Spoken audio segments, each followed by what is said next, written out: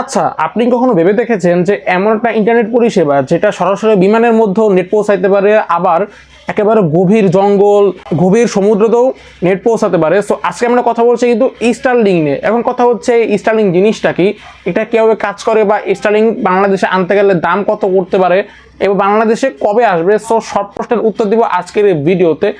So ভিডিওটা শুরু করার পূর্বে প্লিজ ভিডিওটাকে লাইক দেন এবং চ্যানেলটা সাবস্ক্রাইব করবেন। সো চলুন আর কথা না বাড়িয়ে ভিডিওটা শুরু করা যাক। প্রথমে চলুন কথা বলি স্টারলিংক জিনিসটা কি। স্টারলিংক জিনিসটা হচ্ছে ইলন মাস্কের SpaceX কোম্পানির তৈরি একটি ইন্টারনেট পরিষেবা, যেটা লো আর্থ অরবিট প্রযুক্তির মাধ্যমে বিশ্বের যে কোনো স্থানে নেট পৌঁছে দিতে পারে। এখন কথা হচ্ছে স্টারলিংক কীভাবে কাজ করে। স্টারলিংক স্পেসে 500 থেকে 1200 কিলোমিটার মধ্যে হাজার হাজার স্যাটেলাইট ব্যবহার করে আপনার বাসায় একটি অ্যান্টেনা থাকবে, ওইটার মধ্যে নেট দিবে এবং আপনি কিন্তু অ্যান্টেনা থেকে আপনার মোবাইল, আপনার কম্পিউটার এবং আপনার যাবতীয় যে ইন্টারনেট অ্যাক্সেসরিজ হচ্ছে আপনি কিন্তু সেগুলোতে ইন্টারনেট ব্যবহার করতে পারবেন। এখন কথা হচ্ছে স্টারলিংকের গতি কেমন। স্টারলিংকের ডাউনলোড স্পিড হচ্ছে 50 থেকে 250 Mbps এবং আপলোড স্পিড হচ্ছে 10 থেকে 40 Mbps।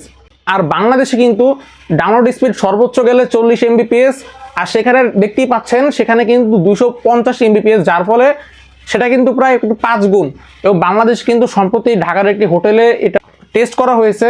সো ওখানে কিন্তু 230 Mbps পাওয়া গেছে। সো বুঝতেই পারছেন কতটা কিন্তু পাওয়ারফুল এই স্টারলিংক। আচ্ছা ভাই, চলেন এবার আসল কথায় আসি। স্টারলিংকের দাম কত? স্টারলিংক যদি বাংলাদেশে আমরা আনতে চাই তাহলে কত খরচ পড়তে পারে?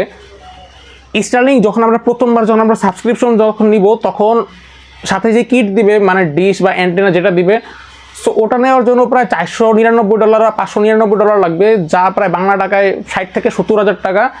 এবং প্রতি মাসে আমাদেরকে মিনিমাম 10 থেকে 13 হাজার টাকা কিন্তু আমাদের পে করতে হবে। ভাই, বাংলাদেশের মানুষ এত টাকা দিয়ে নেট নিবে এটা পসিবল না।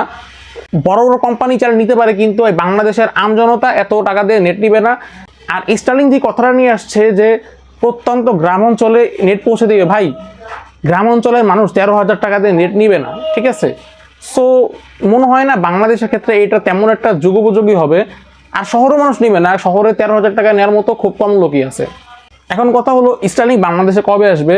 সম্প্রতি শোনা গেছে যে আগামী এপ্রিল মাসের 9 তারিখে ঢাকায় একটি বিজনেস সামিটে এই স্টারলিংক চালু হবে। সো দেখা যাক কী হয়, এবং আগামীতে স্টারলিংক আসবে এটা অনেকটাই আশাবাদী, কারণ ডক্টর মোহাম্মদ ইউনূস কিন্তু বলেছেন যে 90 দিনের মধ্যেই স্টারলিংক আসবে। সো যাই হোক, স্টারলিংক যখনই আসুক।